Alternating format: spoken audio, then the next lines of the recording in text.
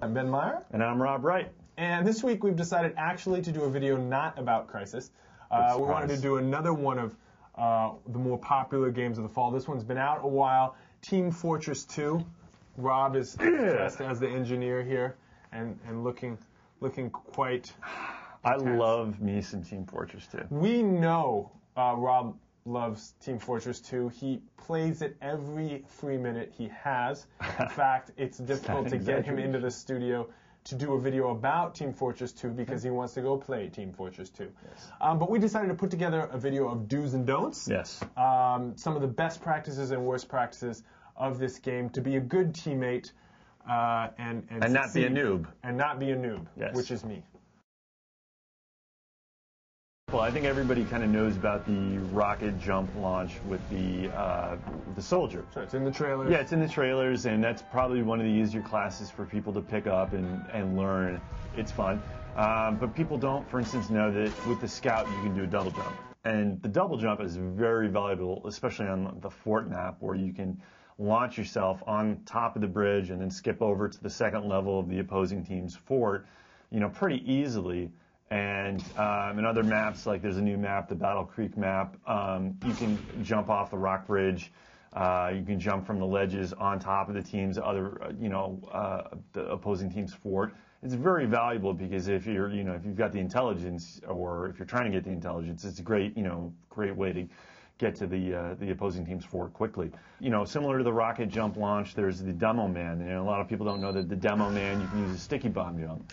You just drop a sticky bomb down on the ground, step on it, and then detonate and jump at the same time, and it can lift you up. I don't think it's quite as high as what you can do with a rocket launcher jump with the soldier, but it might be.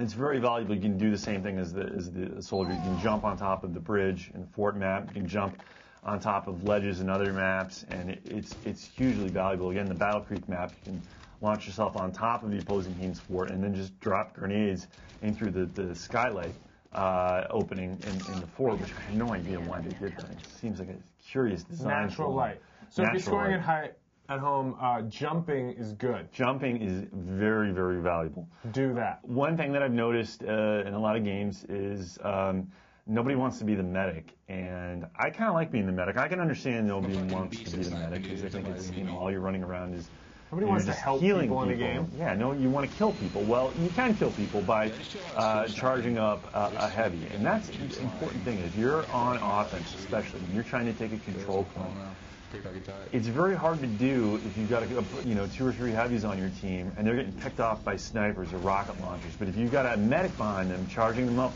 with the health gun, and you've got them uber charged, which makes them invincible for a brief amount of time, but it's very valuable. If you've got that going in your favor, I mean that's very, very big.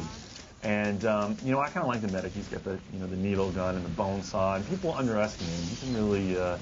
He can really cause some damage. He can cause some damage.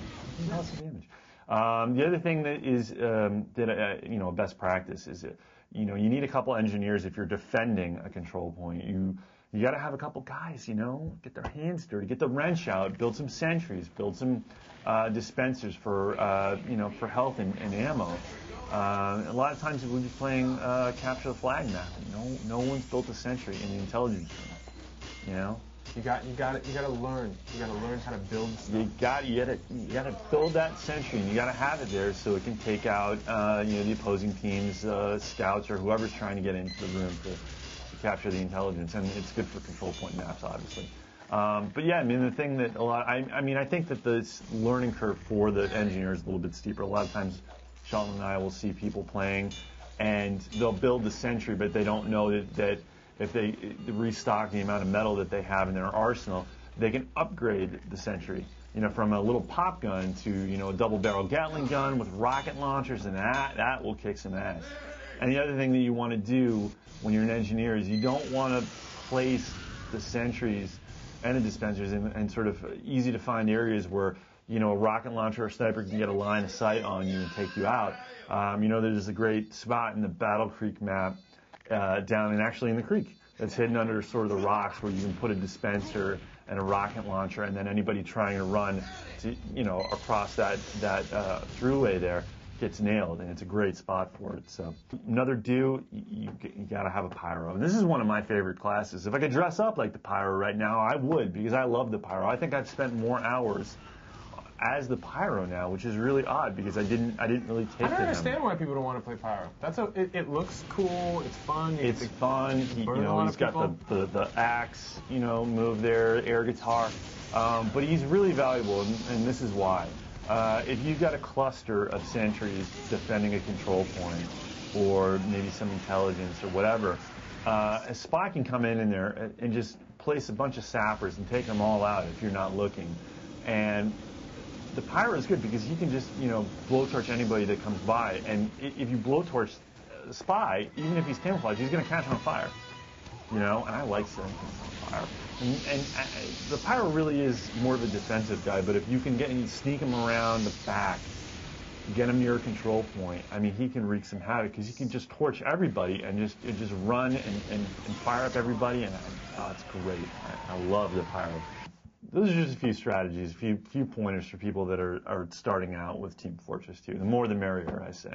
But there are a number of bad practices bad habits that I know that you see often and repeatedly among not just the new players, but players consistently do some of these things. And choose certain characters that really screw up the team. So. Both things. So let's talk about some of the don'ts. Well, you could basically take all of the do's and reverse them. And, if you don't have a medic or you don't have an engineer or you're not using your jumping abilities as a strategic advantage, then you're really putting your team at a huge disadvantage. And you're going to get taken out and you're going to get labeled as a noob and all that stuff. And I'm not the greatest player, don't get me wrong. Shelton's much better than me, by the way. But there are some don'ts that I didn't cover with the do's, and that is balance. Too many times I've gotten on a team, and it doesn't matter if it's a big wide open map or if it's a smaller compact map. I get on a team sometimes and there's 4 or 5 snipers and I am just pulling my hair out. There's no medics, there's no engineers, there's no pyros, but there's 5 snipers. What are they doing? Really? I mean, it's so annoying. And the thing is that I understand snipers are cool because it's pretty much the only way that you can get a headshot. I understand that. Everybody loves a headshot. But you don't need that many snipers. I've never been playing and heard somebody get in on the microphone and say, we don't have enough snipers, we need another sniper. But I've heard countless examples of people on teams chiming in through the microphone saying, why do we have this? Why do we have 3 snipers? Why do we have 4 snipers? Why do we have 5 snipers? You don't need that many. It's so aggravating. Another thing, if you're a medic, you got to be aware of what's around you. You've got to pay attention. You can't always be charging up the heavies. You got to look out for your other teammates. You've got to charge. You got to heal them with the healing gun, rather than just follow the heavy around. And the other thing you got to do is you got to watch the Uber charge. Like if you've got somebody charged up and ready to go, you got to hit it. You got to hit the Uber charge and get right in there and attack that control point. Speaking of control points, this is a real pet peeve of mine.